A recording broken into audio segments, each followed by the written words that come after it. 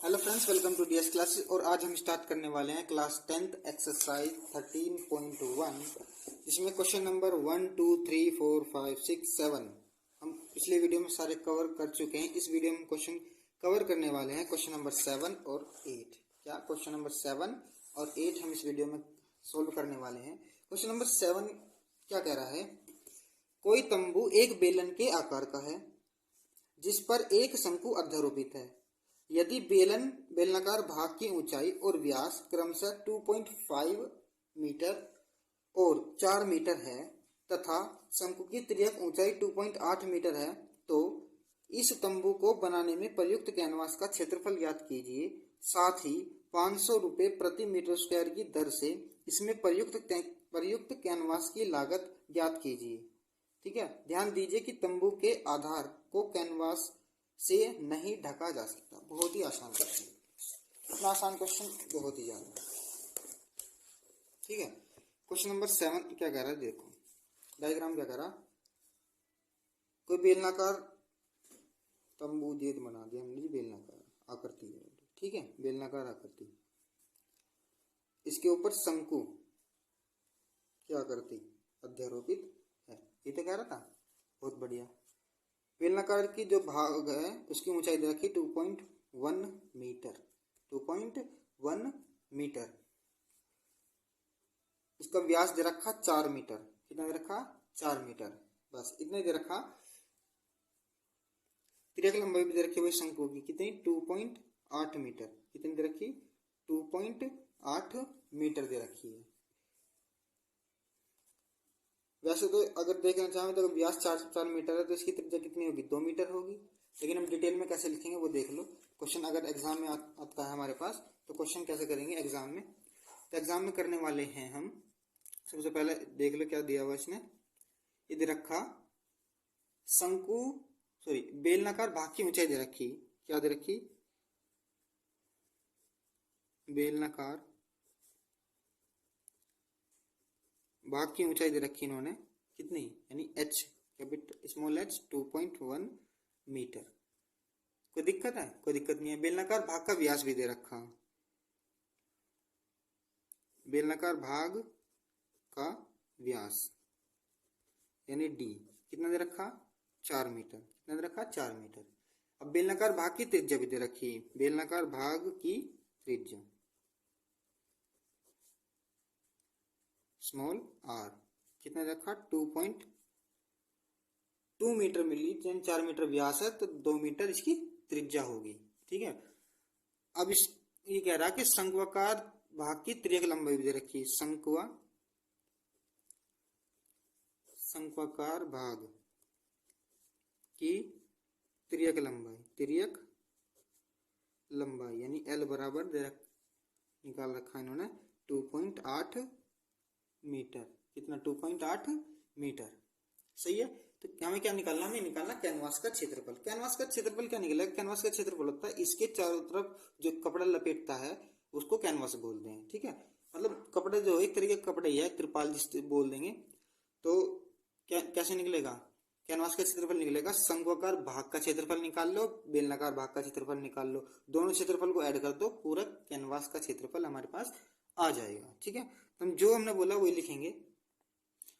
क्या लिखा मैंने? कैनवास का क्षेत्रफल बराबर होगा इस वाले डायग्राम के लिए शंक्वाकार प्लस बेलनाकार भाग का क्षेत्रफल। इन दोनों क्षेत्रफल को हम ऐड करके साथ के साथ ही चलेंगे। तो शंक्वाकार भाग का क्षेत्रफल क्या होगा? पाई आर एल प्लस बेलनाकार का क्या होगा? 2 पाई आर एच। कितना होगा? 2 पाई आर एच।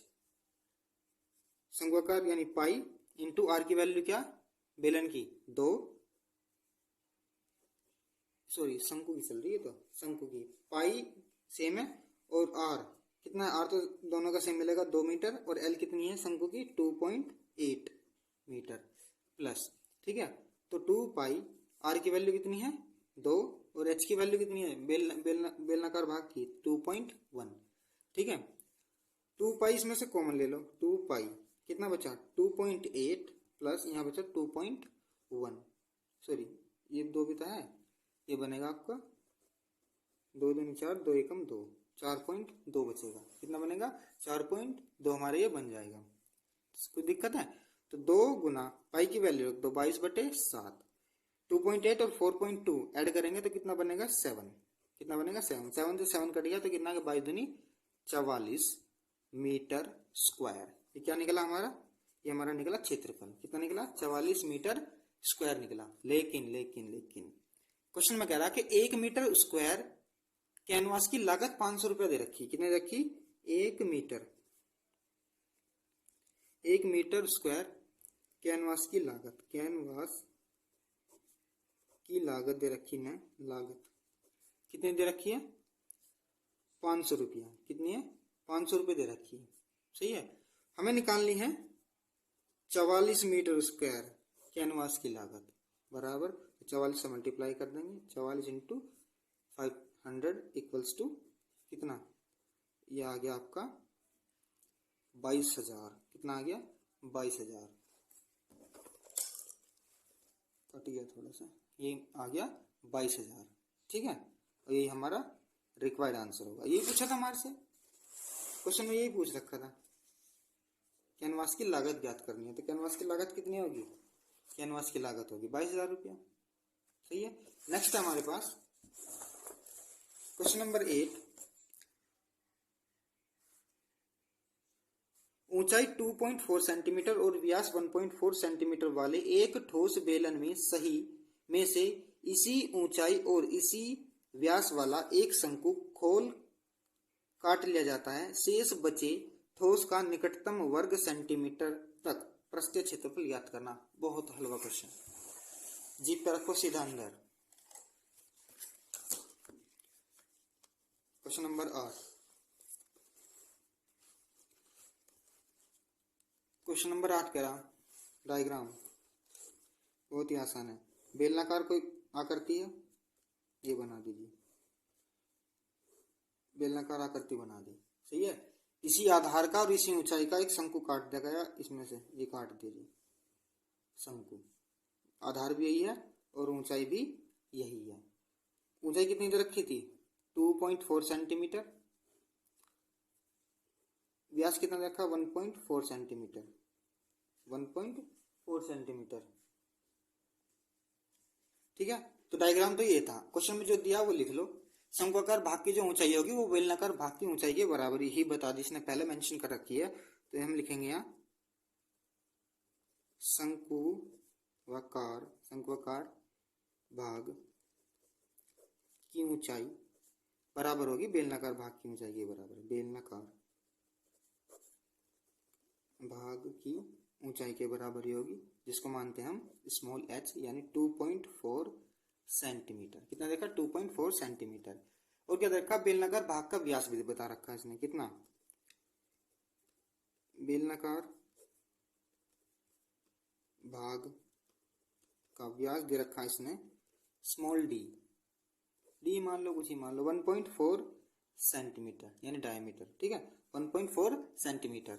तो बेलनाकार भाग की जो त्रिज्या होगी, बेलनाकार भाग की त्रिज्या यानी डी का आधा, यानी व्यास का आधा जो है, व्यास का आधा जो है वो कितना है?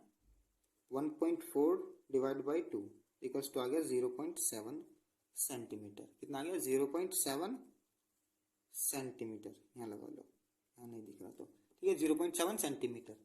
शंक्वाकार भाग की तिर्यक लंबाई निकालनी है हमें। अपन इस बार क्वेश्चन में नहीं दे रखी भाई। शंक्वाकार भाग की तिर्यक लंबाई, भाग की तिर्यक लंबाई बोल दो या ऊंचाई बोल दो, तिर्यक लंबाई यानी L बराबर इक्वल्स टू कितना है? Under root. कैसे निकाल लेंगे? इसका सूत्र है ये r² प्लस h² बराबर निकाल दो अंडर रूट। r कितना है? 0.7 का होल स्क्वायर प्लस h कितना है? 2.4 का होल स्क्वायर बराबर कितना है?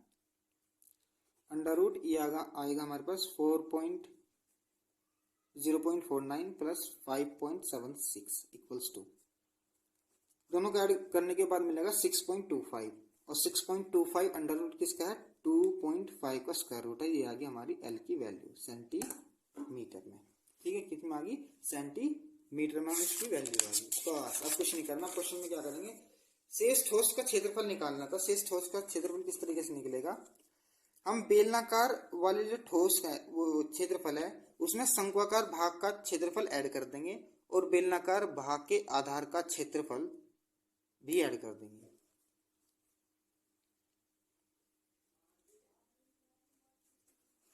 दोनों ऐड हो रहे हैं, दोनों ऐड होंगे क्योंकि आधार का क्षेत्रफल निकलेगा ना वहां से।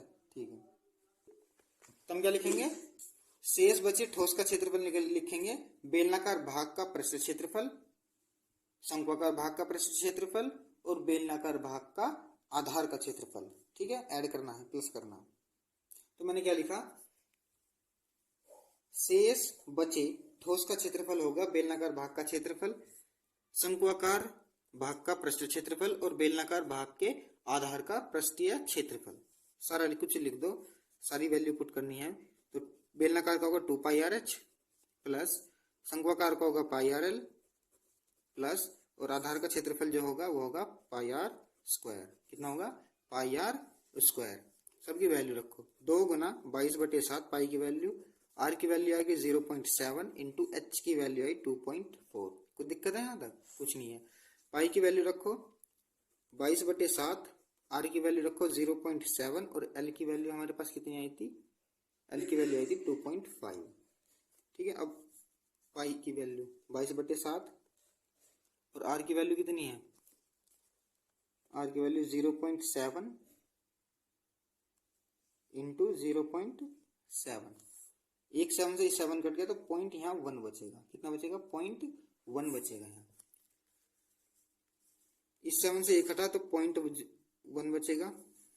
इस 7 से ये प्लस है, ये प्लस। ठीक है, इस 7 से 7 कटेगा तो 0.1 यहाँ बचेगा। कोई दिक्कत है? तो जो बचा वो लिख लो, जो बचा वो लिख लो। 4 22 दूनी 44 और 1 अंक के बाद पॉइंट लगेगा, 44 से कम 44 तो 4.4। ठीक है, और 2.4 यहाँ पे बचा प्लस, यहाँ बचा 22 की गुना 0.1 में करेंगे तो 2.2 इंटू 2.5 बचा प्लस